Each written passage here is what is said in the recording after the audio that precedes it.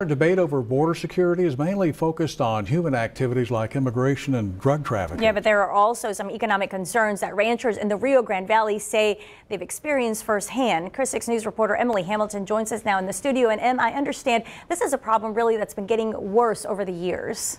Yeah, Katia, this problem is nothing new. Longtime cattle ranchers in Roma, Texas say easy access along some areas of the border has largely impacted their livelihood. And we're not talking about people crossing the border, but rather livestock and what they're carrying. The Guerra family has been a staple in the Rio Grande Valley since the 1800s. 5 generations of cattle ranchers on the southern border. But today, their cattle pens sit empty. As far as the pens go, well, you know, they're empty because I got no cattle.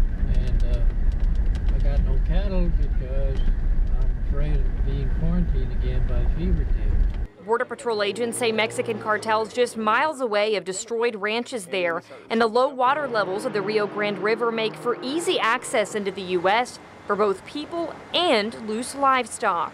With no physical barrier, animals infected with fever ticks are crossing the border and winding up on South Texas ranches. Those ranches are subject to frequent inspections by the USDA, and the discovery of even one fever tick is bad for business. One fever tick leads to an automatic 9-month quarantine. It is just too costly for us to continue to try to run cattle and then be subjected to quarantines in spite of following the protocols. Richard Guerra says his property is his livelihood, and 3 years without cattle on the ranch has taken a large toll on business. But, you know, I got 9,000 acres. They're vacant. You know what that does? It makes me land poor. Guerra's son Jody says these pests are sucking the life out of the entire cattle industry south of San Antonio. The mere fact that cattle are coming from South Texas scares people off from purchasing, or wanting cattle to be moved north.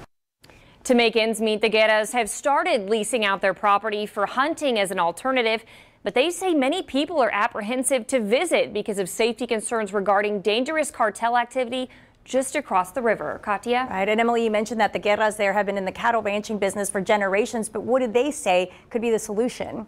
They feel some sort of a physical barrier would greatly reduce the number of infected animals that come across the border and right into Texas. Katia? All right, and thanks. And infected cattle really can be treated for fever ticks, but it's extremely expensive. Not only that, but the fever ticks live within the skin of the livestock, and infected animals don't show obvious symptoms.